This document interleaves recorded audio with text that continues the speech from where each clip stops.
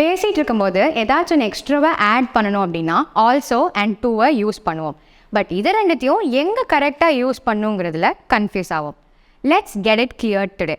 Also and too ரெண்டுமே same meaning தான். But ஒரு சென்டென்ஸில் இதை யூஸ் பண்ணுற பிளேசஸ் தான் டிஃப்ரெண்ட். ஆல்சோ ஒரு சென்டென்ஸோட இன் பிட்வீன்லேயோ இல்லை ரெண்டு சென்டென்ஸை ஜாயின் பண்ணுறப்போ யூஸ் பண்ணலாம்.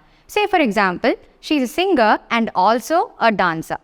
இதே டூ வந்துட்டு ஒரு சென்டென்ஸோட எண்டிங்கில் தான் யூஸ் பண்ணணும். சே ஃபார் எக்ஸாம்பிள், இப்போ யாராச்சும் உங்கள்கிட்ட வந்து ஐ லைக் கிராமர் அப்படின்னு சொன்னாங்கன்னா ஐ லைக் கிராமர் டூ அப்படின்னு சொல்கிறப்போ ஒரு ஸ்ட்ராங்கர் எமோஷன் வெளிப்படுது. அண்ட் இதே மாதிரி ஒரு குவாலிட்டியை சொல்கிறக்கோ இல்லை ஒரு ஆக்ஷனை சொல்கிறதுக்குமே டூ யூஸ் பண்ணலாம். For example, the weather is too hot today, he drives too fast. இந்த மாதிரி. இப்போது உங்களுக்கு ஒரு கொஸ்டின். தனுஷ் ஆக்டர், அவர் பாடவும் செய்வார் இல்லையா? ஸோ இந்த சென்டென்ஸை ஆல்சோ அண்ட் டூ யூஸ் பண்ணி எப்படி சொல்வீங்கிறத காமெண்ட் செக்ஷனில் ட்ராப் பண்ணுங்கள்.